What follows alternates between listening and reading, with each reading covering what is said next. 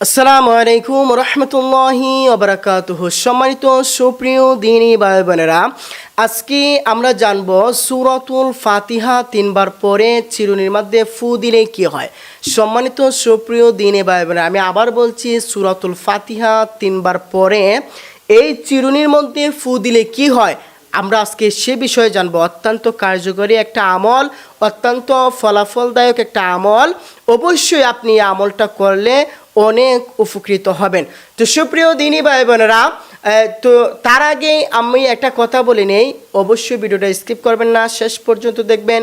টেনে টেনে দেখলে কিছুই বুঝতে পারবেন না, আপনি সম্পূর্ণ ভিডিও দেখুন, তাহলে বুঝতে পারবেন। তো সম্মানিত সুপ্রিয় দিনী ভাই বোনেরা, আজকে আমরা যে বিষয়টা নিয়ে আলোচনা করবো সেটা হচ্ছে সূরাতুল ফাতিহা তিনবার পরে চিরুনির মধ্যে ফু দিলে কি হয়। আমরা আজকে সে বিষয়টা জেনে নেব। তো চলুন, আমরা সেই বিষয়টা জানার আগে অবশ্যই এই বিষয়ের আমল কিভাবে করতে হয়, কোন সময় করতে হবে, কখন করতে হবে, সে বিষয়টা আগে আমরা জেনে নেব। তো ধৈর্য সহকারে ভিডিওটা দেখবেন, শেষ পর্যন্ত দেখবেন, অনেক ফলাফল পাবেন।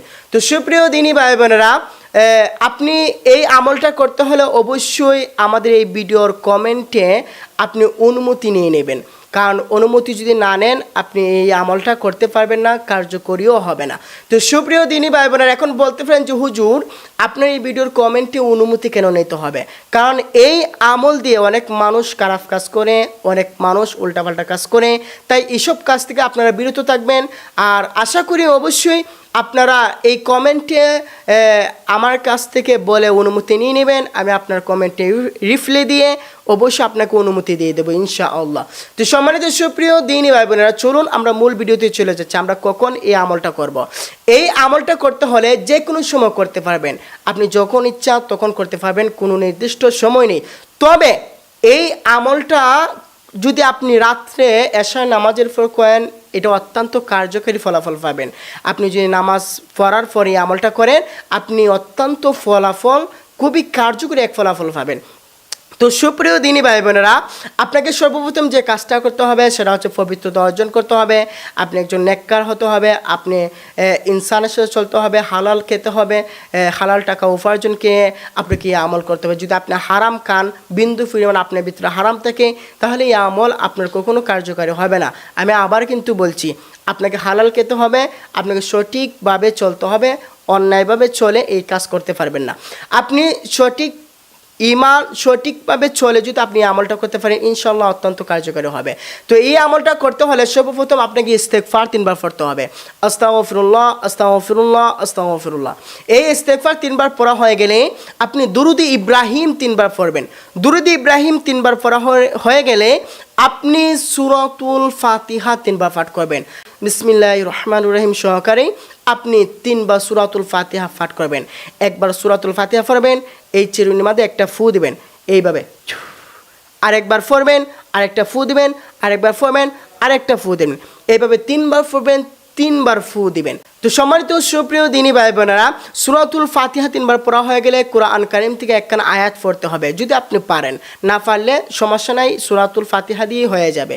আর যদি পারেন তাহলে কোরআন কারীম থেকে একখানা আয়াত পড়বেন। সেই আয়াতটা হচ্ছে ওয়াশিফা উল্লিমা ফিস সুদূর। আমি আবার বলছি, ওয়াশিফা উল্লিমা ফিস সুদূর। এই আয়াতটা 7 বার পড়বেন, 7টা ফু দিবেন এই চিরুনির মধ্যে। এইভাবে একবার পড়বেন ওয়াশিফা উল্লিমা ফিস সুদূর, একটা ফু দিবেন, আবার পড়বেন ওয়াশিফা উল্লিমা ফিস সুদূর, আরেকটা ফু দিবেন। এইভাবে 7 বার পড়বেন, 7টা ফু দিবেন। তারপর আবার পুনরায় দুরুদ ইব্রাহিম 3বার পাঠ করবেন। এরপর আপনি এই আমলটা শেষ দিবেন, দেখবেন ইনশাআল্লাহ 1 সপ্তাহ লাগবে না, আপনি এই আমলটা অত্যন্ত কার্যকারী ফলাফল পাবেন। সুপ্রিয় দিনী ভাই বোনেরা, তো এখন আমরা জানবো সূরাতুল ফাতিহা 3বার পরে চিরুনির মধ্যে ফু দিলে কি হয়। এই সূরাতুল ফাতিহা 3বার পরে ফু দেওয়ার মূল কারণটাই হচ্ছে যাদের মাথার চুল পড়ে যায়, যাদের মাথার চুল ওষুধকেও ভালো করতে পারছে না, যাদের মাথার চুল পরে একবার ঝরে যাচ্ছে, নারী পুরুষ সবার, তারা এই আমলটা করতে পারেন।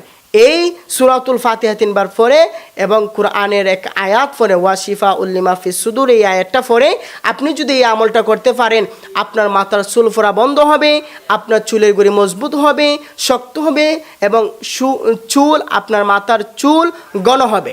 তো সুপ্রিয় দিনী ভাই বোনেরা, অবশ্যই আজকের ভিডিওটা আপনাদের ভালো লেগেছে। যদি ভালো লাগে অবশ্যই আমাদের এই ভিডিওটা শেয়ার করে দিবেন, সবার কাছে জানিয়ে দিবেন, তারাও যাতে এই ভিডিও দেখে শিখতে পারে। তো সবাই ভালো থাকবেন, সুস্থ থাকবেন। আসসালামু আলাইকুম রহমতুল্লাহি ওয়া বারাকাতুহু।